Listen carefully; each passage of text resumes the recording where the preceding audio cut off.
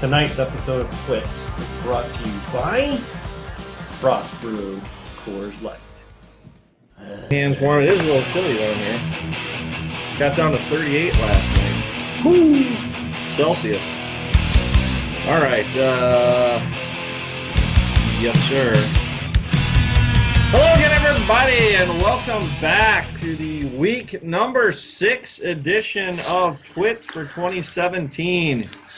Joining me once again from one of his two palatial estates in somewhere near Lago Vista or Leander, Texas, Mr. Mike Paddock. How are you, sir?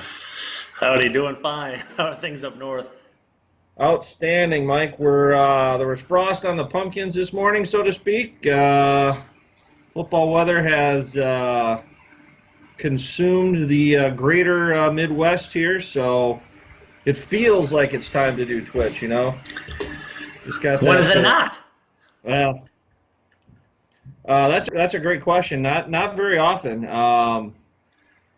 but it certainly helps when it's not 90 and humid out, which it was up here not too long ago. So, all right, Mike, we've reached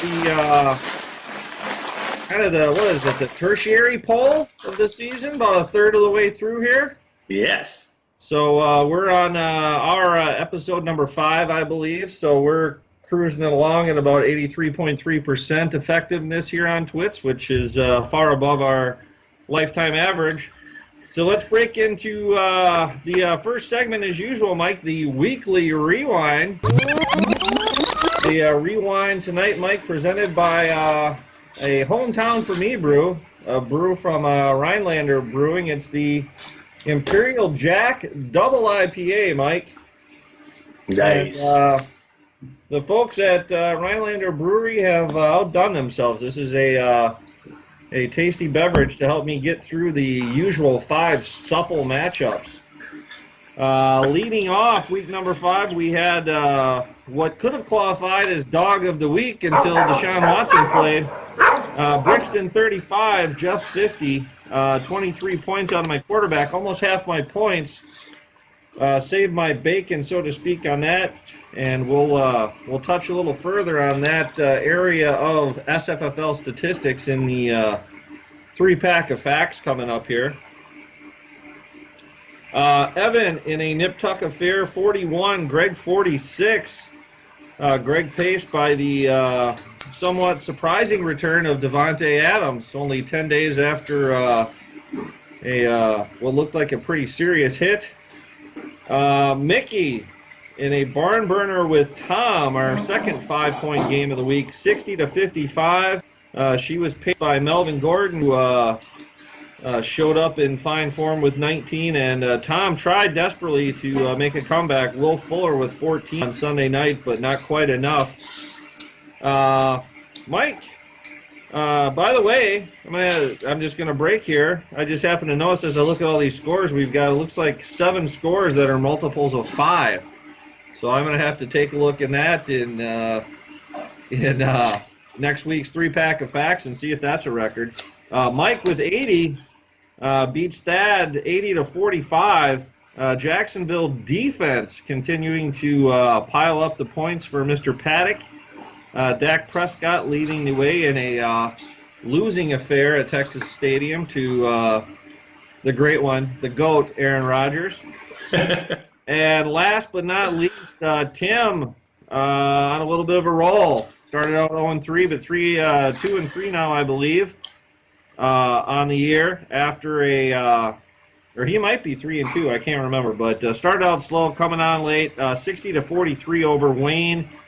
Wayne led by the aforementioned Aaron Rodgers, and Tim gets a big day out of Leonard Fournette against the Steelers, and a surprising outcome at Heinz Field to pace him in his team in week number 5. So that's the week that was, Mike. Once again, we have no record setters, so that might be a good poll question for me to put out there. Is what's your guess for the first record setter of the year? What week is it going to take place in? Well, if I wouldn't have benched Hopkins, that might have been up there in the top scorers. But you can trade him to me if you want. Yes. That's right. For Deshaun. We've got a sound-off question out there, Mike, an oldie but a goodie, looking for ideas for new site features, be it, media, stats, whatever. So give us a sound-off answer this week, and we'll lead into TWITS with your choice of a theme song. But we're not going to wait either. No, we're not. We don't wait here on TWITS. No. We will sell no wine before it's time, Mike. And TWITS waits for no man. 2 mantras to live by.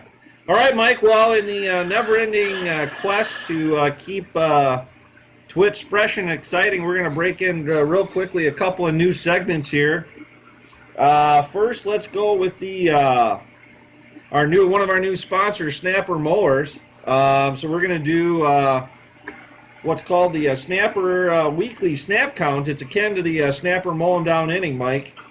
And this is going to be a feature that's going to be out on the site soon. I'm still working through all the gory details in terms of getting the graphing and all that kind of stuff set up. But, Mike, this is I found a place to pull snap counts, so you can take a look and see how often your players are on the field. If you're considering a free agent, you can see, hey, he's starting to get more snaps throughout the last couple of weeks here, and compare him with other teammates to see if maybe there's an area that you might be interested in sewing up in there. I'm thinking like Baltimore running back situation right now. You've got Terrence West and Alex Collins and Buck Allen, so something like this will kind of help you monitor and say, hey, should I really pick this guy up or not? So Sure. we'll just take into a real quick graphic. So this is going to be the base screen where it's just going to list the snap counts, and then you'll be able to drill down on teams and players from that point once I get everything coded. But, yeah, just looking at this is looking at our season so far, Mike, and Mr. Jason Witten pacing the way. He's been on the field for 99.7% of the snaps. Your boy DeAndre Hopkins in second with 98.4, and my guy Fitzy 95.7. So got to look here at the top 20. So this will be the kind of base screen where you can say, okay, these are how often the guys are getting on the field, and we'll be able to highlight the free agents and who owns people on that list, so it's easy to pick out. You'll be able to click on a name and either drill down into like their graphs and week-by-week data, comparison with teammates, or pick them up as a free agent. So, Clutch. yeah, look for that coming down the road. And then our other new segment, Mike, Confidentially Yours. The Shermanator, confidence is high, confidence is high. We're going to just take a quick look back. The confidence pool, everyone for the most part does it every week, but we really don't kind of monitor that throughout the year. So just taking a quick look at our leaderboard here through week 5, Mike, we got Tom on top with 70. Wayne usurps me into second place with 60, and I'm in third with 58. We take a look back to week 4, we see that Wayne and I flip-flop from second to third, and that was the only change in the top 3.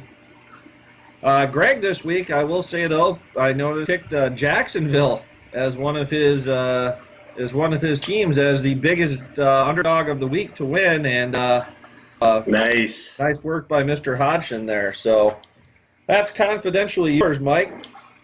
All right, well we've looked back. Let's take a look ahead into the Christmas, and let's take a look at what's coming up on tap. Sondo this week's on tap, brought to you by Timber Snake IPA out of Blackwater Draw. I picked this beer because A&M this year or next year, we will be able to go here. Yeah, that's looking good. I just got to solidify plans with you and take it from there, but we'll take that offline. Sure thing. And your spotlight matchup, coming in at 5-0, 265 points to Tim, 3-2, and 226 on the season. But you do lead the all-time points, 1809 to 610, and the series 27-15, winning the last 4 matchups. A little bit of a dominance right there. Let's keep it going. I would say no, since I'm in your conference. Thad, the Brick Walls at 3-2, 265 points going against Brixton Pine at 252. Slowed down a little bit after the first couple of weeks with Kareem Hunt. So there's no history in that series right now. Yeah, by the way, what was that? There were 3 rushing touchdowns by the Chiefs. 2 of them were Charkandrick West, and the other one was that receiver, number 13. So, yeah, it was. I own Kareem Hunt in a couple other leagues, and that was not helping things. Then we got Wayne Bago at a 4-1 clip this year, 235 points only though, and Tom Brixton Sky at 1-4, 10 points less, but opposite scores. Wayne does lead the all-time points, 1538 to Tom's 1474, and the series 21-15, winning the last 4 matchups in that series as well. Got a couple of streaks on the line. Yeah, no doubt. Then we got 180 points going against me, 3-2, 251. Greg does lead all-time points, 1424 to 1290 though, and 20 to 10 in the all-time series. But I did win 4 of the last 5, so see if I can keep that up. Don't call it a comeback, Mike. And rounding out the week, Evan and the Minnesota Vikings, who lucked out last night. But not Evan. He's 0-5 at 214 points. Against Mickey Crazy Mom, 2-3 at 248 points. Mickey does lead the all-time series, though, 1653 to 1440. And 30-12 in those matchups, winning the last 3. So she's got a streak going as well. And that's what's on tap. Evan might have a few fantasy trophies in his house, apparently, if it wasn't for Mick, huh? Wow, 13-12. All right. Nice work, Mikey. All right, well, we're going to take a look now, Mike. We're going to combine our segments again here, our 3-pack of facts, Mike. We're going to double that up, just like we added 2 new segments. We're going to make it a 6-pack of facts tonight. And Breakback, which accounted for almost 50% of my points, so I decided to take a look at the all-time records, Mike, and we'll drag up some blasts from the past here with these names. We're going to take a look at the 6 supple positions: quarterback, running back, wide receiver, tight end, PK, and defense. And we're going to take a look, Mike, this is in the modern era, so 2007 and beyond, where your team has scored at least 30 points.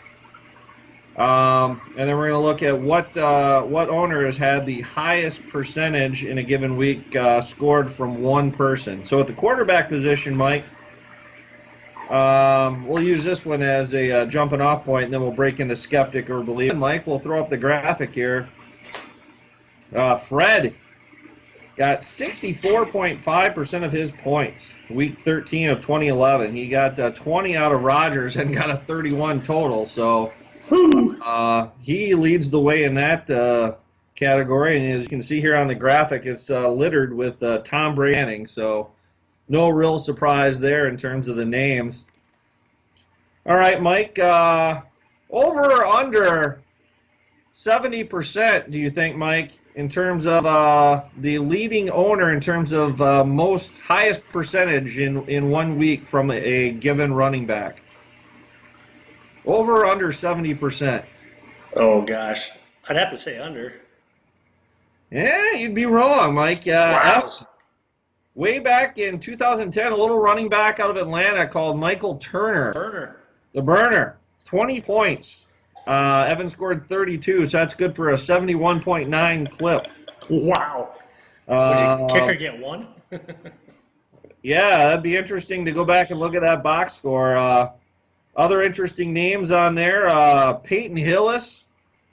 Brian Westbrook also on that list. So some names from the past. All right, D'Angelo's still playing, isn't he? Who? Isn't D'Angelo still playing? He was as of last year. I think he is out of football now. He may have gotten hurt. He's close. That was 2008 for Greg at 63.4%. So. Wow. All right, Mike. Wide receiver. Over or under 50%? Over. You are correct, sir. Mickey. Something called Lavernius Coles. 22 points out of a total of 43.7. Demaryius Thomas, I don't know why, is on this list, but he's on there 3 times.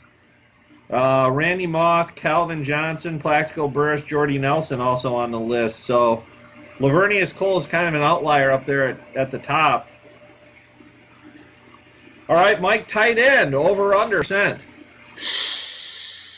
With Gronk out there, I have to go over again. That's a push, Mike. It's exactly 50%. What? Kellen Winslow, 16 of 32 for Thad back in 2008. Gronkowski only makes one appearance on the list in 8th place. Wow. Kellen Winslow, Colby Fleener, Vernon Davis, Zach Ertz. Vernon Davis actually on there twice. All right, Not Mike. the years that I had him, I can tell you that. I hear you there. Place kicker, Mike, over under 50%. Oh, I got to give that one over. I've seen some place kickers go off for 20-plus points. You are incorrect, sir. What? The highest percentage of points from a place kicker in a given week, something called Neil Rackers for Thad back in 2008, chipped in with 46.9%, 15 out of 32. Jason Hansen on that list, also at number 10, the former Lions standout. They got some good supporting cast then, because I know kickers have been scoring over 20 on occasion. That is correct, sir. And then, yeah, when that happened, I guess there's probably, they must have exploded with the rest of their team, too. Yeah. Yeah, because there's no 20s on there. The highest is something called Nate Kading from Iowa for Amy back in 2010 with 42.2%. He had 19. Wow. All right, Mike, defense over or under 50%. Oh, good God. I'll have to go over because of Minnesota D. Minnesota D heavily represented 3 times in the top 10, but it is a hefty under at 42.6%. Really? Greg got 20 out of Arizona, scored 47 that week. The big one we talked about last week, you remember the San Francisco output, 26. Yep. That was me back in 2009, but I put up 75 that week to come in 6th place at 34.7. So there are your 3-pack of facts, doubled up for a 6-pack. No wonder my dog of the week's been a dog. I only got one right. Well, we'll get to that. Can we skip that this week? We cannot, Mike. The rules here at TWITS are very stringent. Our sponsors are Sponsors wouldn't like it. No. Yeah, the sponsors are very adamant. I mean, Snapper was nice enough to join on. We still got Coors. You know, thankfully they've been able to provide the funding for all these graphics and everything. So we'll just keep rolling with it. I'm sure you'll pick things up. Steals and heels this week, Mike. On the steal side, Leonard Fournette, your leading steal, goes plus, let's see here, plus projected at, let's see here, what is that? Oh, yeah, so he ended up with 15 points, projected at 3.5, so plus 11 on that, and then Darren Fells. Yes, Darren Fells, tight end. In New York, I think he might have had a couple of touchdowns. Carlos Hyde, Todd Gurley, and Le'Veon Bell. They come fantasy points between the 3 of them this week. So not a banner week for running backs. I'm just happy not to be on that list for once. I'm on that list, and I'm in case of my team on a bye this week, so you add all that up, and that's how you get to 50 points if your quarterback scores 23. So that is that, Mike. All right, well, let's break into the tertiary favorite topic of the week here, Mike, a little chalk talk. And chalk talk, I should have used this in the Boncher family loser pool.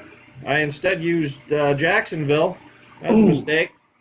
Had the Eagles laying 6.5, and they lambasted the Cardinals at home. That was a no-doubter to move me on. This week, Mike, go to the somewhat unfriendly confines of Arrowhead Stadium.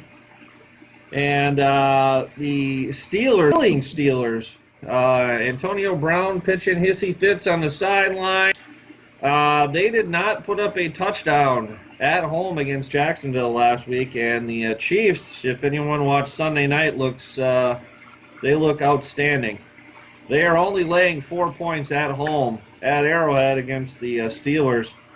I think the Steelers will keep this one somewhat close. It won't be a blowout like Jacksonville, but I think the Chiefs got this by a touchdown for sure. So I'm going to go ahead and lay the 4 points, Mike, and take the Chiefs at Arrowhead. Nice. Dog of the week. Dog of the week got clipped on the heels. Had a 3.5, but 20-16 is your final. A late field goal. Yeah. Late field goal moves you to 1-2. Missed it by a half point. Buffalo and Cincy. But I'm sure you'll get her back to 500 this week. Mike, what do you got for us? Yeah, Sondo, this week's dog of the week. I'm going to go big, as they say. We got J.J. Watt breaking a leg. We've got the Houston Oilers reeling. And we've got the debut of one Myles Garrett coming into town with a resurgent Browns. Those Cleveland Browns who thanks. Yep, there we go.